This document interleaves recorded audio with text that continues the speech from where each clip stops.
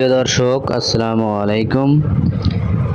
কেরামত আলী জামে মসজিদ মোগল স্থাপত্যশৈলীর অনুপম নিদর্শন মৌলভীবাজার কমলগঞ্জ উপজেলার প্রাণকেন্দ্রে ভানুগাছ বাজারে অবস্থিত কেরামত আলী জামে মসজিদ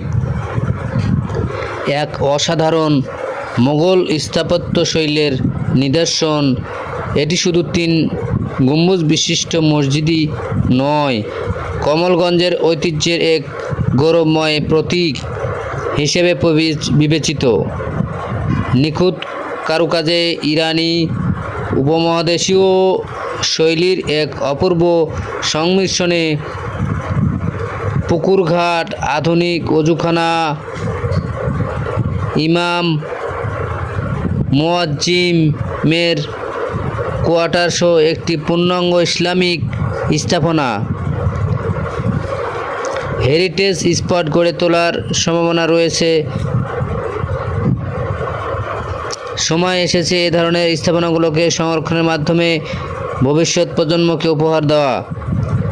জানা যায় মসজিদটির নির্মাতা ছিলেন রাজনীতিবিদ, সমাজসেবক আলহাজ মোহাম্মদ কেরামত আলী।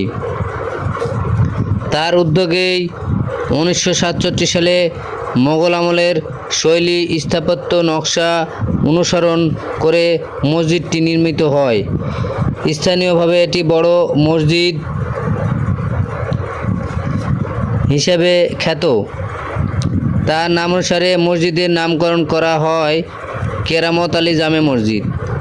মূল ভবনের নকশা ও নির্মাণ শৈলীতে মোগল আমলের স্থাপত্য বৈশিষ্ট্য পরিস্ফুট হয়েছে। প্রধান ভবনের ছাদে রয়েছে 3টি গম্বুজ, মধ্যখানে একটি বৃহৎ এবং তার দুই পাশে অপেক্ষাকৃত ছোট ছোট 2টি গম্বুজ। প্রতিটি গম্বুজের কারুকাজ নিখুঁতভাবে তৈরি, যেখানে ইরানি ও উপমহাদেশীয় শৈলীর এক অপূর্ব সংমিশ্রণ দেখা যায়। গম্বুজ ও দেওয়ালে ব্যবহৃত হয়েছে ইরান থেকে আমদানি করা মূল্যবান পাথর। গম্বুজগুলোর অলঙ্করণে ইসলামী জ্যামিতিক নকশার নিখুঁত ছাপ রয়েছে। 4 কোণার স্থাপত্য সুউচ্চ মিনারগুলো এই মসজিদের সৌন্দর্য বহুগুণে বৃদ্ধি করেছে। মিনারগুলোর প্রতিটিতেই রয়েছে টেরাকোটার কাজ ও মার্বেলের নিখুঁত নকশা। মসজিদের ভেতরের অংশে রয়েছে প্রশস্ত নামাজ ঘর, ঝকঝকে মেঝে, ইউক টাইলস ও মার্বেল পাথরের ব্যবহার। ভেতরে প্যান্ডেল আকৃতির ছাদ এবং দেওয়ালে সূরা লেখা সজ্জা মসজিদটির অভিজাত্য ও পবিত্রতা ফুটিয়ে তুলেছে। অত্যন্ত শান্তিময় ও মনোমুগ্ধকর পরিবেশে সাজানো এই মসজিদটি মুসল্লিদের জন্য একটি আত্মিক প্রশান্তির কেন্দ্র। মসজিদের সঙ্গে রয়েছে একটি বিশাল পুকুর, সুপরিকল্পিত ঘাট, আধুনিক অজুখানা এবং ইমাম মুয়াজ্জিনদের জন্য আলাদা আবাসন কোয়ার্টার। নামাজ পড়ার পর মুসল্লিরা পুকুর পাড়ে বসে প্রশান্তির সময় কাটাতে পারেন। এসব সুযোগ সুবিধা মসজিদটিকে করে তুলেছে একটি পূর্ণাঙ্গ ইসলামিক স্থাপনা। নামাজ পড়তে আসা অনেকেই বলেন, ছোটবেলা থেকেই দেখে আসছি ঐতিহ্যবাহী এই মসজিদে প্রতিদিন নামাজ পড়ার জন্য অনেক মুসল্লি আসেন। প্রায় দূর দূরান্ত থেকে সুযোগ হলে এই মসজিদে নামাজ পড়তে আসেন। এখানকার পরিপাটি পরিবেশ আর মসজিদের সৌন্দর্য আমাদের গর্বিত করে।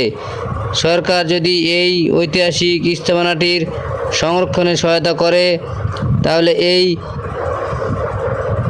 মসজিদটি ঐতিহাসিক স্থাপনাটি সংরক্ষণের সহায়তা করে, তাহলে এটি আরও সুন্দরভাবে টিকে থাকবে।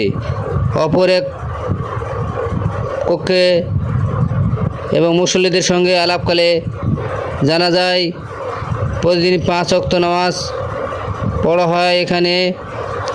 তারা নামাজ পড়তে আসেন, তারা গর্ব অনুভব করেন এবং এটি স্থাপনার মসজিদে নামাজ আদায় করতে পেরে। তবে জুমার দিনে জায়গা সংকট হয়, এজন্য মসজিদের সম্প্রসারণ সময়ের দাবি।